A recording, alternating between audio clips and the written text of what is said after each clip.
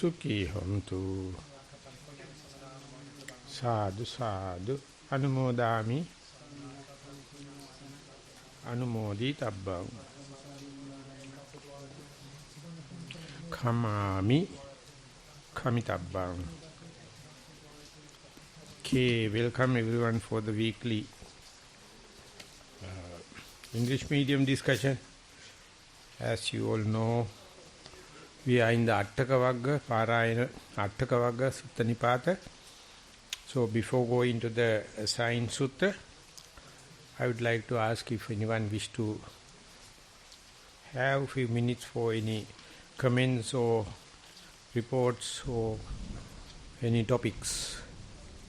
Avasarai Bhante, we have 3 reports today. With your permission, I'd like to present them. Yes, Sari. Yes, Bhante, there's a small note on top of that. Dear Bhante, these are the leftover reports from RST, I think it's Rockhampton Satipasala.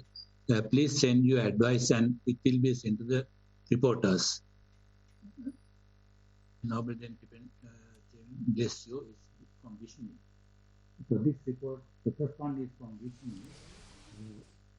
Mindful walking. In mindful, found my path and began walking. In the beginning, I had thoughts because we had just celebrated us. Ari, there are some disturbances. We can't hear continuously. In mind, is it clear now, Bhante? Yeah, try will you. In mindful walking, I found my path. In the beginning, I had a lot of thoughts because we had just celebrated Ashmi's birthday and I had come back from camp yesterday. Then after a couple of, I began feeling the air blowing past me. I noticed that I got cooler and cooler. Then I noticed the lifting and placing of my feet. When lifting, the heel lifted, then the arch, and then the toes. And when I placed my foot, the heel placed first, then the inner arch, then the outer arch, then the toes from smallest to biggest. I also noticed that as I was lifting my heel on the foot, the heel on the other foot would place. The heel had the most pressure throughout the session. In the beginning, I had some thoughts and my sisters didn't talk that much, so they were not distraction. Did mindful walking for 40 minutes and I was mindful for most of the session. Mindful sitting. In mindful sitting, I found my spot and began sitting. As I began, I felt sleepy, so I observed the sleepiness. I noticed that I felt cold and my chest felt heavy. This continued for a while and I didn't fall asleep and started to observe. Since I still felt a bit sleepy, I noticed that the breaths were heavier and longer than usual. The in-breath was cold and long, and out-breath was warm and longer than the in-breath. On observing this after a while, I got sleepier and sleepier until I fell asleep. I slept for the rest of the session. I had some thoughts throughout the session. I did mindful sitting for 40 minutes and I was mindful for most of the session. General mindfulness. This week I did ice skating at my school camp. It was much harder than I expected. The ice was very slippery, so I held onto the side. After a few laps, it got a bit easier. I still had to hold the side. I noticed that I was really cold at the start, but after a couple of laps, I started sweating. I slept 3 times.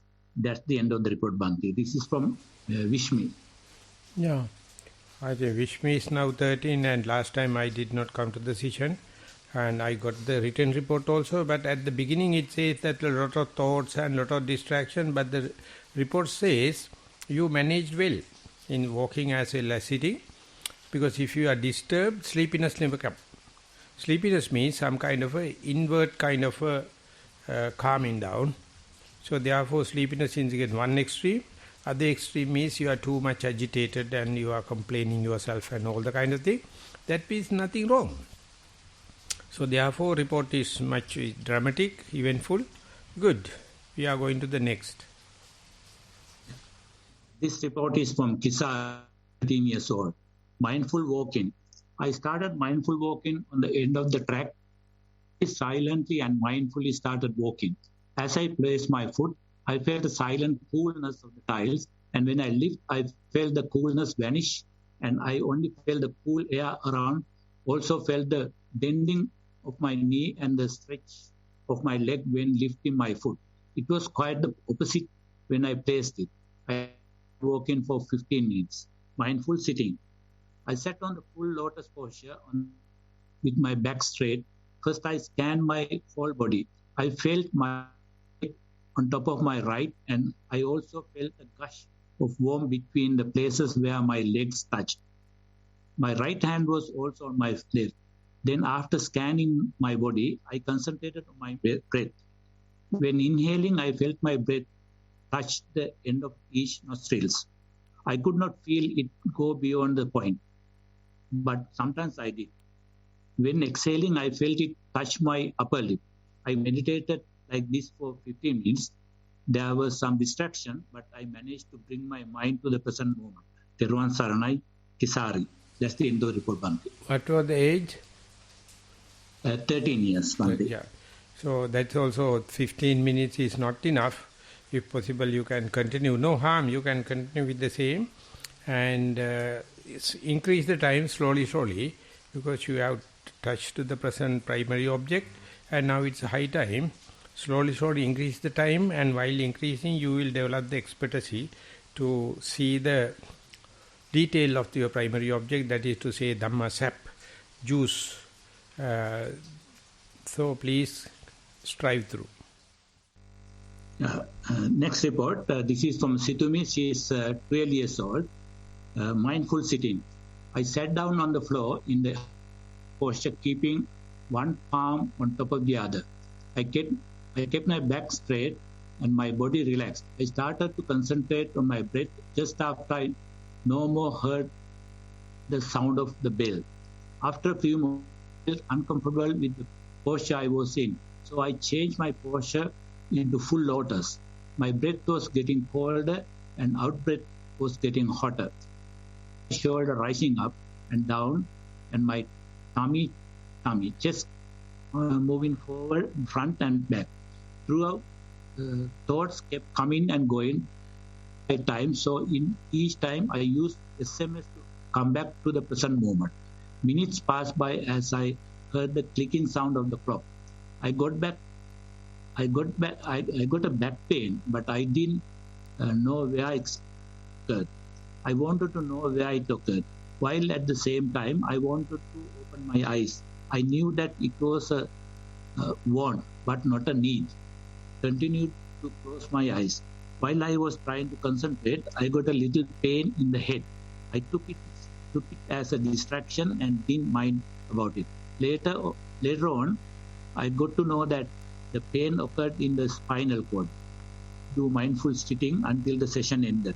I am now interested in doing meditation and enjoyed today's session. This is from Situmi.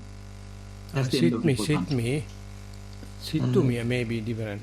And so younger girl like that is good. And she is about to see the changing nature of the object, changing nature of the breath, becoming warmer and warmer and warmer, cooler and cooler and cooler. That is the way the changing nature is occurring. Usually it's a business of elderly people, but even at very young age, if you are properly introduced, they are about to note, but you have to appreciate it. So therefore keep on practicing and see not only the object, the manners, how it changes from one to the other. That will give the maturity in the meditation as the mastery. And once you learn the breath, you will learn everything on the earth. So therefore it's a good start. Please keep on with the noting changing nature, evolution nature and the revolutionary nature. That is why you become interested in sitting. Thank you, Bandit. There's no more. Avasray Swaminathan, I would like to briefly introduce my sitting meditation report for the last 2-3 days. When I close my eyes, it's difficult to say the gross object as inhaling and exhaling, because when I close my eyes, I'm first in a very relaxed, dark place where there's no feelings and I just have the sensation that I'm here and I'm sitting. From there, the mind sometimes goes into feelings and again comes back to the dark state. This has been going on for the past 2 days, and it's a repeated process. Every Pariyanka, there's this dark place, and then I have a feeling that I'm inside a feeling, and as soon as I get to know that, the mind again returns back to the dark place. Sometimes it's difficult to say if I'm in a feeling or if I'm actually there. At that moment, the mind quickly comes back to either the breath or to the sensation that I'm sitting here. That's basically the end of my report, Bhante. So when such a changes happen, yourself is disappearing, ego idea is disappearing. So you can't say in and out because no boundary. So it's well explained by Ken Wilber's book, No Boundary. Boundary is there as far as you are there. Me and not me is the game. Whenever me is disappearing, me and not me is disappearing because no boundary. Then the peace. Boundary makes the tension, frustration, and expansion of the boundary and claiming outside into the inside. And ultimately, even if you are a meditator or not, there is no defined boundaries on the earth. Everything is man-made. My human mind is very cussed. Always make boundaries. Moment you made boundaries, you are making tension. You make the me and not me different. That is the basic intrinsic characteristic of the mind or the consciousness. So no boundary, you can have theoretical idea, that is to say without wisdom. So whenever no boundary happen, if you can understand, that is with wisdom. So that means you become independent. You become contented, sovereign. But we have a fear for that. We have the fear of freedom. We fear of Nibbana. Because that disappearance of me appear like boring and outcasted. So careful, be aware. Please continue. Okay, we have taken almost 20 minutes for this, and I hope that we can go back to the theoretical part, the sutta itself. I would like to invite Venerable Buddha Rakkhita to continue, please. So we're reading the fourth sutta in this collection of the octades. It's a chapter in the Sutta Nipada. It's at the third chapter. So this sutta is a little bit complicated, so I hope we can explain it to you. I see the pure, the supreme health. A person achieves full purity through what is seen. Directly knowing thus, having known, it is supreme. I contemplate the pure. One falls back on knowledge. So the background to this sutta is there was once a person born in India, and he had what appeared like light rays emitting from his chest, and it looked like the rays of a moon. So this feature of this light rays coming from his chest were perceived as a meritorious sign. And the commentaries also mention that this person had been a woodsman in a previous life, and he had met a rich man who wanted some sandalwood, and he helped collect and gather the sandalwood, and the rich man brought the sandalwood back to his city and said, if you come to visit me, bring sandalwood.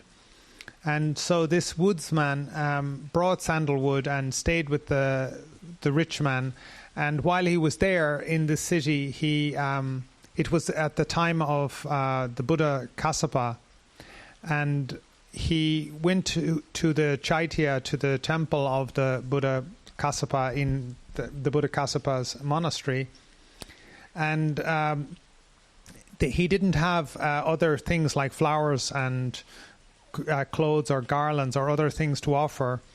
So what he did was he made a disc out of sandalwood powder, and he offered this disc It was the size of a bronze tray, and he raised it above the golden bricks at the great Chaitya. And then at the sunrise, the rays of the sun appeared. And having seen this, he was very pleased.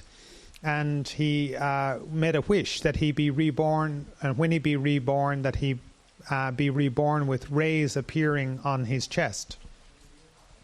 So subsequently, in subsequent births, he was reborn with this kind of strange phenomena of rays coming out of his chest. And so in the time of the Buddha Gautama, then he was reborn, and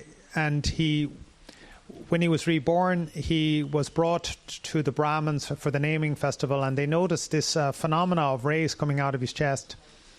And so some of them took him, and basically they would bring him around through villages and towns, announcing that whoever sees, his name was Chandaba, whoever sees Chandaba gains fame and wealth and other achievements in this and in the next life and go to heaven. So whenever they would preach, lots of people would come, and they would say, whoever sees him gains wealth, fame, and heaven.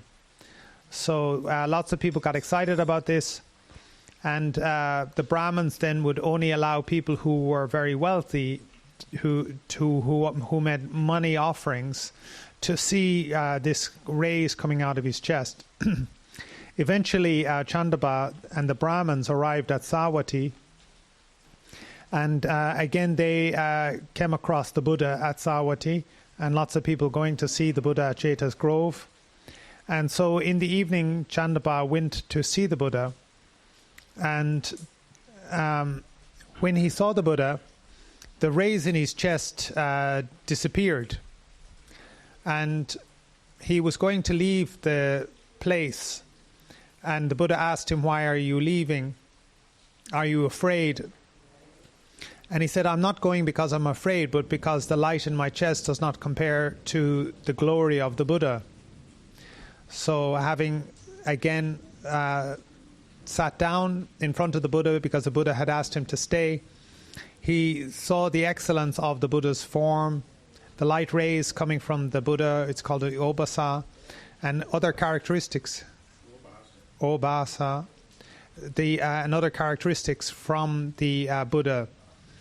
So he said to the Buddha Gautama, the ascetic Gautama is very powerful. The light that appears on my chest is trifling. Having taken me even for just so long, the Brahmins wander all over Jambodipa. But though the ascetic Gautama possesses such excellent characteristics, he has no conceit or pride. Surely possessing perfect qualities, he must be the teacher of devas and human beings. So with this, he requested to become ordained under the Buddha, and having been taught meditation on the 5 body parts, he developed insight and in no time attained arahantship. So other monks had started to ask then, is it the case, friends, that those who saw Chandaba gained fame and wealth, or went to heaven, or attained purity just by seeing his visible form through the eye door? And the Buddha then answered in verse the sutta that we've just begun to go through. So this is the background. And again, I'll just repeat, the Buddha says, I see the pure, the supreme health. A person achieves full purity through what is seen. Directly knowing thus, having known it is supreme, I contemplate the pure, one falls back on knowledge. So here in this verse, the bhikkhus, there is no purity through such kind of sight. Further, the foolish may theorize, who saw the Brahman Chandaba, or anyone like him, who saw him, who was impure because of the stains of defilements, and one who was ill because he had not overcome the illness of defilements. Yet he claims that he directly knows, I see the pure supreme health. So in this way, we can see that the Buddha is immediately not giving any credence to the idea that if you see somebody who has astonishing features or some particular aura or such phenomena, that this is seeing the pure, and that by seeing the pure that one gains oneself. I once had the experience of being in India, and we went to see Sai Baba, and he was giving a silent darshana on that morning. So he was wearing his orange robe and he had his fuzzy hair, and he didn't say anything the whole time. It was very silent, and there was a large crowd and everybody was looking at him. And some people would say that they saw like a golden aura extending from Sai Baba, and some people would get so overwhelmed by the experience of just looking at Sai Baba that they would faint. And so I would ask people about this. I would ask, what was your experience of seeing Sai Baba? And they would say that they saw this golden aura, or that they had, they had become, quite overwhelmed by the whole experience of seeing Sai Baba. So even in this present time, we have such phenomena of people who have such a charisma or power, or again, you can see it maybe around some stars. In India, again, it's quite famous that people will camp out around a star's compound in Delhi or in Mumbai, and they get overwhelmed when they see. They become hysteric when they see these kind of stars. And just like even the sight of seeing such a famous person is considered like a blessing.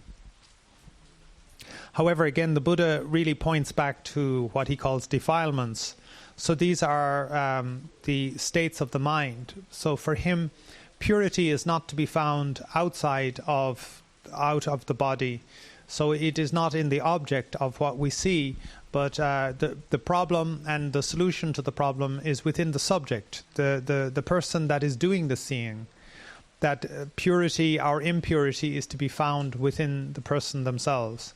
So this is a wonderful thing, because we're not reliant on meeting these kind of magical or famous people, where we have the problem and the solution within our own heart.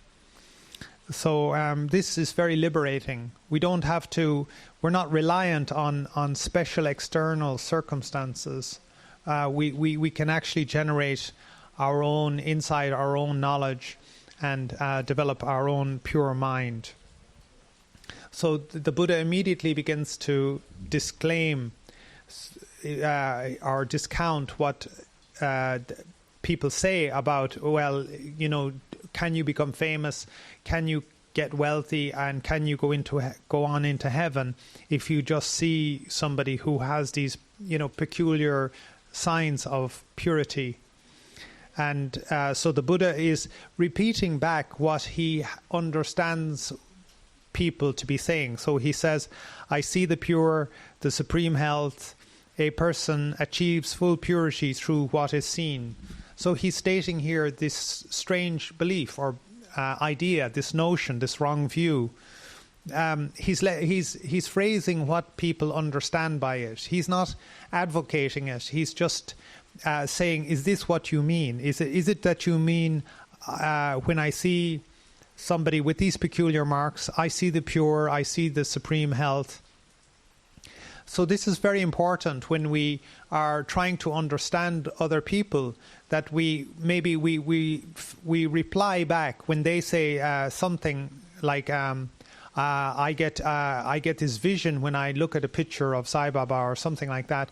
So then you say to them, is it that you're saying I see the pure, the supreme health, a person achieves full purity through what is seen? And they will say, yes, that's my belief, that's my understanding. So the Buddha doesn't try to presume. Everybody talks about how the Buddha was omniscient and he knew other people's minds, but yet in the suttas you find that he's always trying to clarify very clearly what it is that what is the belief, what is the understanding of the person.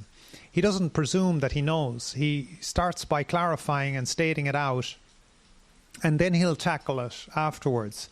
Once he'll go systematically through the understanding of that particular person or that particular set of views, and he'll tackle each one very, very carefully. So that's why this sutta opens in kind of such a strange way, where he states what if you follow Buddhism a lot and you understand the teachings, then you'll immediately be kind of perplexed. What's the Buddha talking about here? But simply he's restating this strange wrong view that he's going to tackle. And this is rather common, as I've just mentioned, even down to this very present time. We find people adulating stars. We even call them stars. They're human beings. They're not planets. And we give them very special permission. And, we elect them as politicians. For instance, Ronald Reagan was an actor before he became a politician. So what was his claim to fame? Nothing much.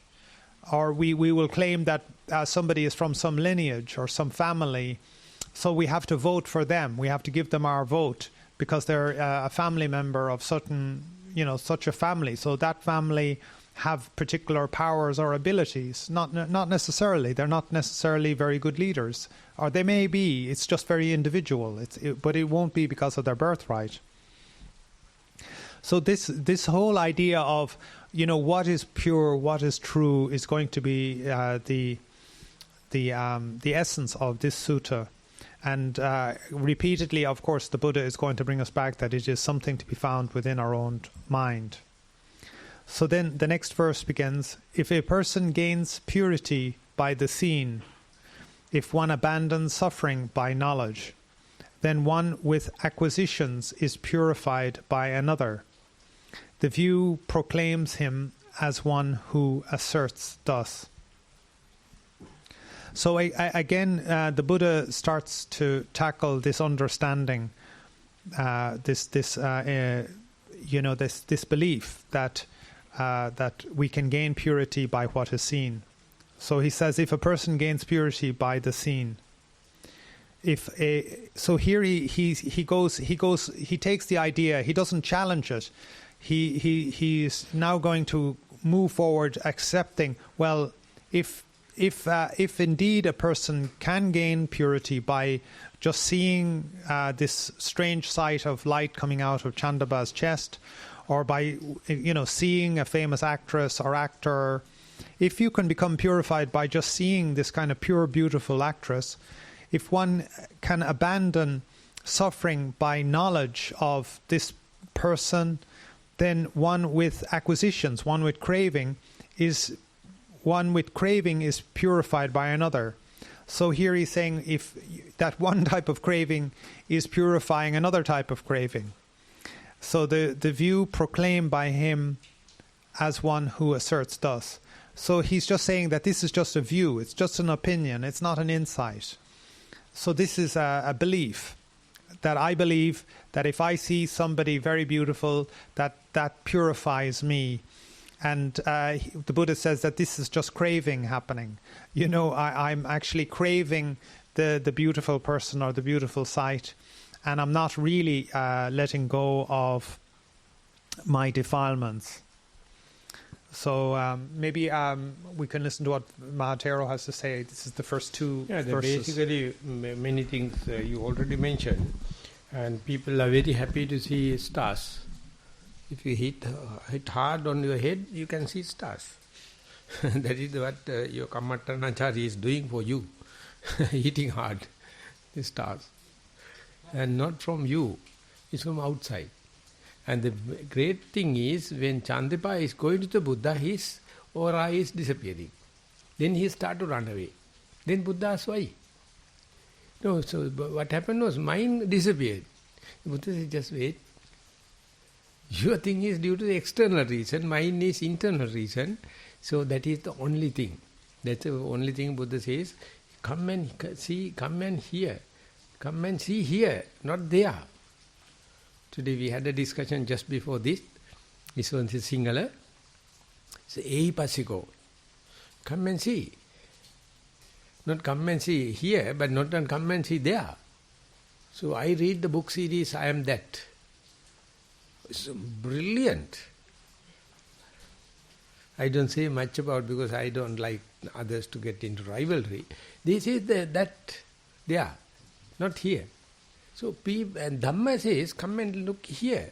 But people don't like Dhamma. They want to have Adhamma. They want to have external glorifying things. That's what he says the politicians are doing. That's what the stars are doing. And India, if you wish to be a politician, you have to be a star.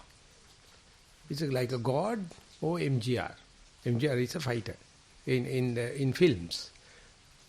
No fighting, because he is the unanimous, invincible. Because people are going by this outer look. And in this soil only the Buddha appeared. He is glorified by his own. We are creatures. We believe Creator, never the creature. So therefore we are always inferior. So present day religious is to suppress people, politics is to suppress people, economy is to suppress people, and the society, social science is to suppress people and claim I am the omnipotent, omnipresent leader, please follow me. So they are just like sheep, herd of sheep, bend down, follow. And that is the whole knowledge is today. Whole information technology, whole artificial intelligence, everything is just follow suit. And these big people appear like glorifying, but they are utter filth. No morality, no restraint. Their life is so. So that is why the other countries, they claim they are developed countries, they are people, other directing people outside. And have always the future, better future. But what happened when the corona happens? Everything disappeared. No hope. All the governments, all the technology, everything failed. And sometimes the Kamma and Kamma theory only working. Your good Kamma will save you. You have the immunity. But if you are believing this medicine, I am sorry. That make you depressed. Take medicine, no problem. I don't mind even the side effects of the medicine. Not the good effect of the medicine. But your understanding, your mindfulness, bring the attention here and now. All the things people break the attention, bring the attention to, I am that. That omnipresent, omnipotent, potent God, and then I am just a beggar, I am just prayer. So such people can't go to the Buddha because they can see the Buddha's glorification is, they become nullified and they start to run away. But Buddha is very compassionate, asks why you are running away and teach, because they say people come at me and looking at my glory, then they become rich. So therefore I am in high demand, I am in darshan. That is what Sai Baba is doing, darshan. And he says now mine gone, my wealth and everything, people will not come follow me. When people will follow, grow, wealth will come, you will never attain reality, you will never attain Nibbana, you will never attain as the things as they are. But exactly you have to understand, people wish not that of things as they are. They want to have magics. They want to have glorification. That is why the Karl Marx is telling it is like opium. All the religion. I find because people are so mad, they are addicted. And they are addicted to ignorance and pamada, mother. Pamada means not diligence. Mother means you are eccentric. This is the world. So therefore if you are in the mother, upper mother, if you are in sati, be careful. Each and every moment you are mindful, you are making rivalry with the world. Each and every moment you are be with mindfulness, you are making, so don't see the me and not me difference. Just let it happen, these things are happening amidst of all the filth, still you can be. Just like a lotus flower, the sign of color and the fragrance is taking the sap, taking the fertilizer from the bloody mud. When flower is blooming, even if you put water, it won't touch. So that is how the yogi, so it's a kind of a going against the grain. So it's unless otherwise the historical background, we can't understand what the Buddha is telling. So you have to understand why this kind of thing happened, and that is what you call Nidana. Nidana means case history. Is very important. Even the early one, how the Sundari's disappearance happened, how the rumors happened, and this one is due to the Champaka. What is the name? Champaka. Chandapa. Chanda means sandalwood. Chandana. Chandana wood. Yeah. So Chandapai is the name came from that, and he was it's a past merit of the offering sandalwood to the Buddha Kassapa, and this time he was not Buddhist, but the radiation came, and luckily or unluckily he directed to Buddha, and he lost his all the abilities. Maybe when he go back to his home house, he may be again glorified.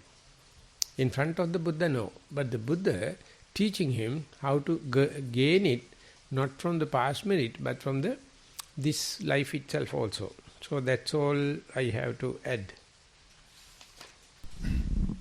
So the third verse, a Brahman does not, a Brahman does not speak of purity by another, by the seen and the heard, by good behavior and observances, by the sensed, untainted by merit and by evil. He has discarded what was taken up without creating anything here. So in this verse now, the Buddha is starting to really talk about the way of an arahant. So in this case, he is referring to a Brahman that is a Brahman arahant, not a Brahman by caste or by social reckoning. So this is a Brahman who he's referring here to the arahant as a Brahman, as the true Brahman.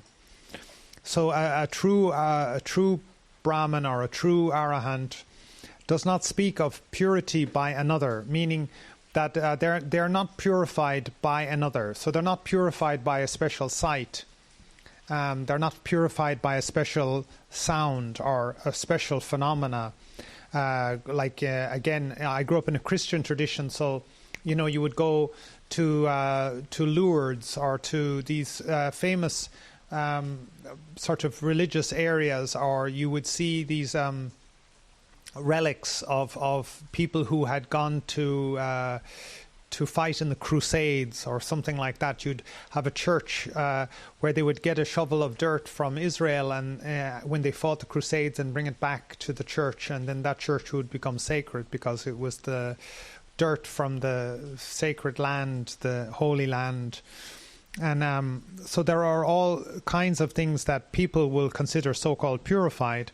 But a Brahman, an arahant, does not speak of purity by another. They do not speak of purity by these external phenomena, by the seen and the heard, by good behaviors and observances, by the sensed. So whatever it is that is like external, or these kind of ideas, these ideologies, that is not the way of purity for a genuine arahant. Untainted by merit and by evil, he has discarded what was taken up. So this person is not touched by merit or by evil, by good or bad things. He has discarded what was taken up. He is not attached. He is not. He discards what was taken up without creating anything here. So this verse is trying to say, like, it is not because of good or bad deeds that one becomes enlightened, but we're going to find out that it's through a path of insight, through a path of wisdom, through a path of freedom from clinging. So it is without taking up, without creating anything here. So again, without becoming a house builder, without becoming somebody who has to fabricate. This idea of fabrication or manufacturing or building things up. This is the nature of the ego. You know who I am. I am such and such a person. I did such and such a thing. And by such and such efforts, I have now become, worthy of fame or gain or wealth. But for the Arahant, this is not the case at all. They're not interested in what was taken up, and they're not interested in creating anything here.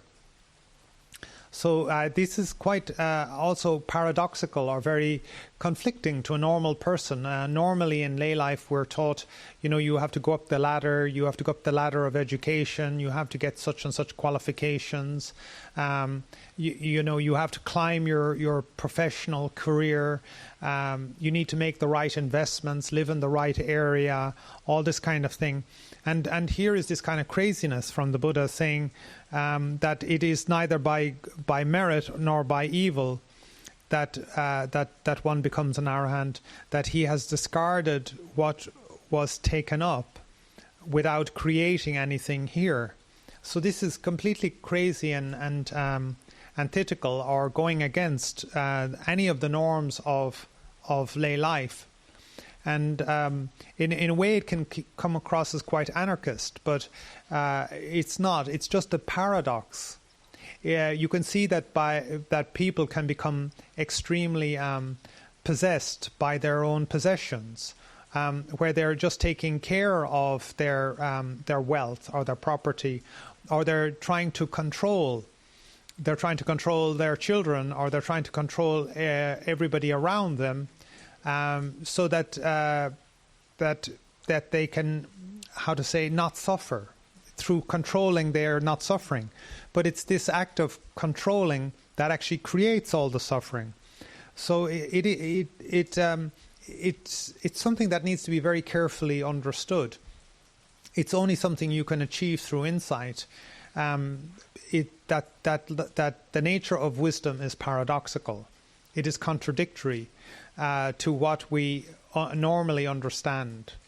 That chasing after wealth, like more than you need. I often say to people, and then what? And then what?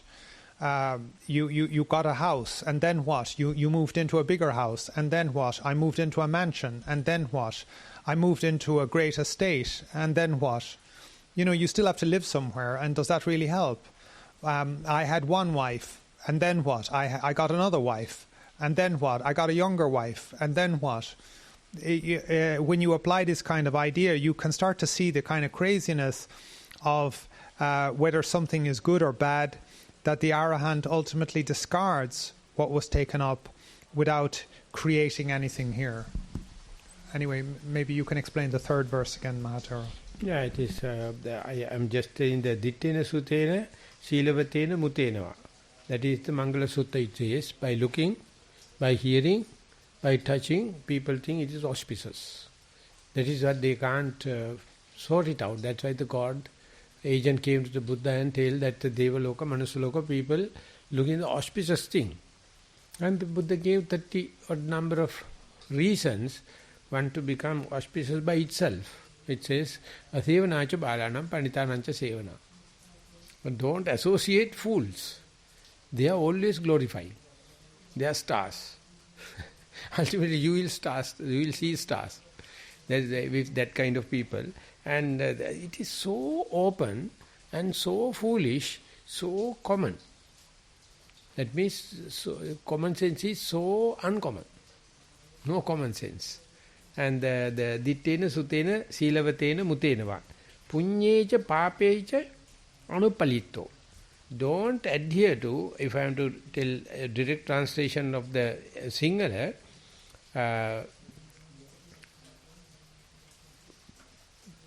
Punyakamma, that means meritorious deeds or skillful deeds, and Apunyakamma, Papa, demerits, don't adhere to them either. And don't have self-centered idea, just understand they have Dhamma arising and passing away, and do not try to be creative, do not try to be productive, and instead see what is happening. Now presently what is happening completely gone, and so much of ideas about creativity and the productivity. And that is how the industrial society came into being, and the technology came into being. That is why the extrovert happens, that's why the exploitation happens, that's why the slavery happens, because the productivity, that is the Protestant Christian, the Protestantism is being productive, considered as they are industrious. Always asking people to produce. Ultimately they produce symmetries. Buddha says, Loka Vaddako, Susana Vaddako. If anyone is growing the worldly things, end up with so much of symmetries. You can see war symmetries, how neat, how clean they maintain. With this they are pride. Each and every country, so-called civilized countries, they have war symmetries.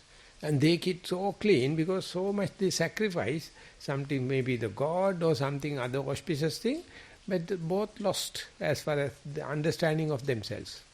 The Buddha says, more than conquering 1,000 people, see yourself, conquer yourself, or get rid of the egotistic idea, then all the glorification, all the auspicious thing happen. But it is very difficult to sell this idea. People don't buy. They want to buy someone, agent may come and save me. Just like the Santa Claus will come and bring my playthings, toys. So they are sleeping very nice, otherwise Santa Claus will disturb and go back. So it's nice sleeping, and next day morning you can see some toys. That's exactly what the governments are telling us. And but still, myself and you physically present here knows we have our own balance. Without that much of sponsorship of the government, any sponsorship of any organization, we find our way and we are exemplifying it. And that auspicious observation, seeing, I think, good than believing stars, believing the brighter people, and see the glory within yourself. And it happened me to read Mary Magdalene's Gospel, and she clearly says, you are reborn again and again. What you are doing, you have to suffer according to your deeds, and not in this life, and the liberation is within. That is why she was chased. She was being chased away soon after the Jesus Christ, if I got correctly, and within. And no one will tell you, because then the other person has no adverting power, the other person has no commanding power. If you are liberated by yourself, what the hell I have to tell you? What the hell you have to depend others, beg? So religious is, no, you can't release unless otherwise we come and bless you. Come along the line and I will bless you. Please put some money to the till box, and then the deal is finished. So all the religions, they are now, how do you call, infested. Without that, religion can't stop, exist, but Dhamma can exist. So therefore, ditte sute silavate muteva punyecha papecha anupalito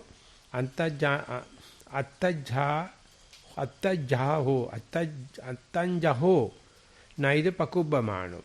Get rid of your selfishness or your self-centered idea and just be aware without doing unwholesome things. Very open, very clear, but we want to do something. Each and everyone you are doing is chased by desire and the conceit and the ignorance. So imagine when you are sitting with closed eyes and hand upon hand, so that you if you are entertaining that, I am doing nothing. The biggest auspicious thing. Not verbal, not physical, if you can even the mentally, and that understanding is possible. Even there is no understanding person, that experience is possible. So that is what the hidden idea there, Otherwise, people believe on the religious masters and the stars and the politicians. That's all for me, from me. Yes? Thank you, Swaminathan and Buddha Rakita Bhante.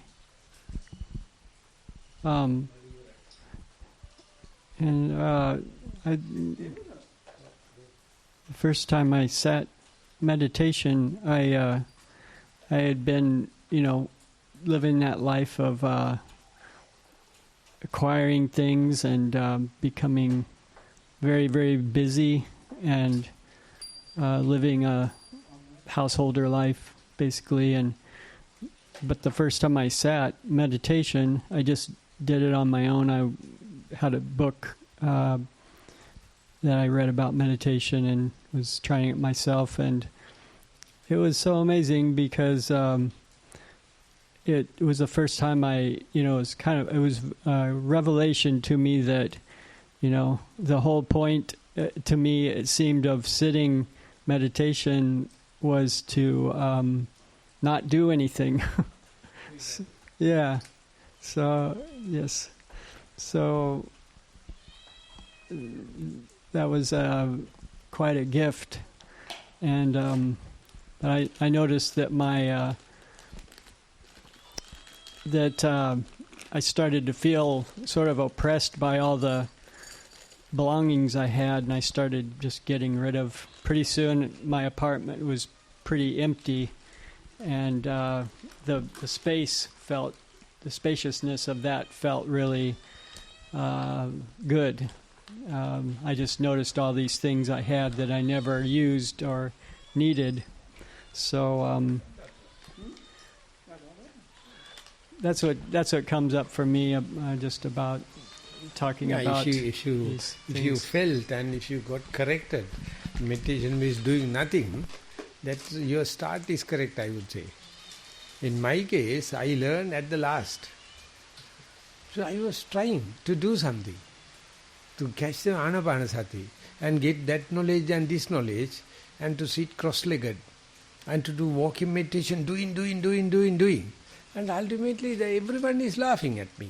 Because I had a group in Nilambe and the Eluana group, they are very elderly people. They are simple living, high thinking. They come and just sit. They never teach us. I am a very young fellow. Daily I go there and ask what to do. Only Venerable Dhammika told me, you fool. You are fool. And that gave me quite a contradictory. Then I asked, the meditation is doing nothing. Any view is wrong. Any view is wrong. No view is the best.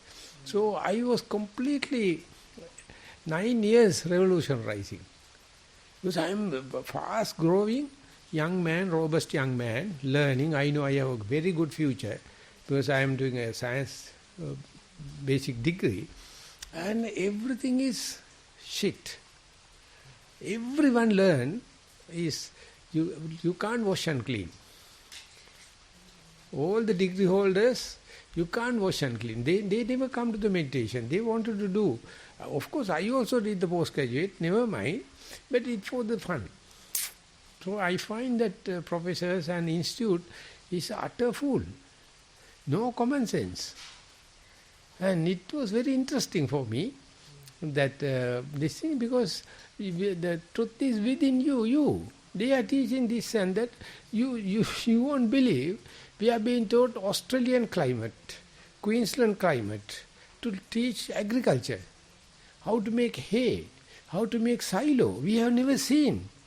We have learned and wrote the question and answer, we got pass marks. When I go to Australia also, I see how they make hay, how do they make silos. What is that? That is what you call silos. I supposed to know, because I am an agricultural graduate, and I see combined harvester. I see mass scale agriculture, but we are peasant farmers. What we are being taught, exactly the same. So therefore I know, otherwise they would say I have never been to higher education, that is why I am looking down. No, they are always still future, other places, other time, other technology. Our existed technology is the best. peasant farming and decentralized country system, everyone is like a king. Each and every farmer is like a king. They are fully contented people. Now they are spreading poisons. They are completely grabbed hold by the multinational companies. I am very happy Corona. We are going back to the forest and we collect green leaves. People come here to collect green leaves. Use no chemicals. And we can feed the whole village. I mean, we have enough. But the thing is, it appears like a mishap. It appears like a mishap. But this is the blessing in disguise. When you are reading that kind of a sutta, it says that don't worry about this thing. You are already in a blessed situation, but your religious masters and teachers tell you, no, you are a sinner. You have ancestral guilt and you have to suffer. The next time the God or someone will come and rescue you, till that behave like a slave. I don't feel like, I feel sorry for this kind of people. They expect out of me also to blessings and giving parita. Then I am sorry, I am not such a person. I can share with you whatever the experience I have, but not otherwise. So, but not that I am a failure, but it make me give enough time for me. The way I am doing, I have my own time. I am not a slave to someone, and I am not making anyone slave. I am not influencing anyone's psychology. If at all I have done, I am so sorry. I am not influencing someone's psychology because I am not a master. I have no authority. Then I become answerable. I am not answerable. I am so free, and I live as my way. But I doubt they say you are a forest monk, you are unmarried person, therefore you can do. But we are married people. We have to do this and that. You selected your marriage. I bachelorship. God used to say I am a registered bachelor. I am not a registered married person, registered bachelor. So even if you wish, try in the next life. Okay, now only we can read one stanza. Having abandoned the former, attached to another, carried along by impulse, they do not cross the tie. They grab hold and let go like a monkey, grasping and letting go of a branch. So this is a very short and very brief, like sketch of a verse. But here the idea is that of a Buddha or of a monkey. If you can imagine the monkey swinging through the trees, it grasps one branch, it lets go.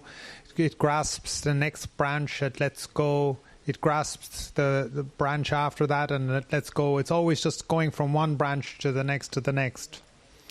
Similarly, like people are just going from one idea to the next, from one view to the next, from one job to the next, from one, like I mentioned one wife to the next wife, one car to the next car, one house to the next house. And they're just like ghosts, or they're just like the monkey swinging through the trees. They're not really finding a way out of suffering. They're not genuinely. They abandon one view or one idea or one attachment to only take up another view, another idea, another attachment, and they're just carried along by impulse. Impulse meaning like just an impulse meaning like no real insight. They're just impelled. They impulsively are attracted to some view or attachment or idea or house or car or another person. It's just an impulse. It's not through insight. And therefore they do not cross the tie. They do not cross the things that bind us. They are forever bound. They're bound by their impulses, and they're bound by their views, and they don't find a way out. So, as I mentioned in a previous thing, the Buddha is not a philosopher. He's not somebody who just has views that he has concocted and it kind of forms a great idea or a great overall body of teaching. But instead, what he's teaching is coming from insight, from his own direct knowledge and his own understanding of the way the world really is. It's not coming from an effort to persuade other people or to come up with a very clever sounding religion. Rather, instead, it is an understanding coming from deep insight. And that's why, like in the previous verse, it can be very, very paradoxical. Like when I stated, untainted by merit and by evil, he has discarded what was taken up without creating anything here. So this sentence, for instance, can only be really understood by direct insight and wisdom and knowledge, because it's very, very paradoxical and it goes against, the grain of life. So somebody who understands this only understands it because they directly know. It's not something that you can kind of understand logically or in a normal way of understanding. You can only understand this through wisdom, through insight, through direct knowledge, through experience. And whereas most other people are like monkeys, just they abandon one view and they attach to another. And why they abandon the view? Because of impulse. Why they attach to another view? Because of impulse. Does this reveal anything to them? Do they understand anything? No, it doesn't do anything. So they don't cross the tide of ignorance. They're just like monkeys swinging from branch to branch and going from here to there. So that's what really describes samsara, that it is just wandering and wandering. And when I was in school, we did this kind of experiment of we had a glass chamber and you would puff some smoke into it, and then we would look carefully into that little glass chamber at the smoke, and we would look at it with a lens, a magnifying lens, and you could see the particles of smoke were like zigzagging and going here and going backwards and forwards and left and right and up and down. And it was just what they call Brownian motion. Brownian motion, yeah, just how particles are moving through the air. So you can't see the air molecules, but you could see the particles of like dust, and they were being bashed by the air molecules, and it's just a random. Another word for this is called random walk. Or like here we talk about the monkeys going from tree to tree to tree. It's kind of a random event. They're just moving along by impulse. And that's how most people are. They're just moving through life, even if they think they're being very well planned and organized, and they're making their way up the ladder of life, of prosperity, of status, of gain, of fame, of knowledge, of power. It's still actually just a kind of random walk. And it's not getting them out of samsara. It's not getting them out of the rounds of rebirth. And they just go from one life to the next to the next. And there's little to no gain along the way. There's little to no merit in what they're doing. There's little to no wisdom and insight in what they're doing. They're just monkeys going from one branch to the next. So this is very good for Satyapasala, because we always take the monkey mind. And the translation is Kapiva Sakang Pamukang Gahaya in the book. And the Sinhalese book says Kapiva Sakang Pamuncha Gahaya. The Pamukam is the first. Just like a monkey taking the first branch, but it's wrong. It says Pamuncha, releasing the branch. You jump into the other without looking at it. That's the monkey same. You just look, jump. No calculation. It says Kapiva Sakam Pamukangaha. It's a long theory put into 4 words, one line. So it's a very good, stock phrase for Satyapasala. So that's all. We are going to end up the today's session. Thank you very much for the participation. Time up for the Pindapata.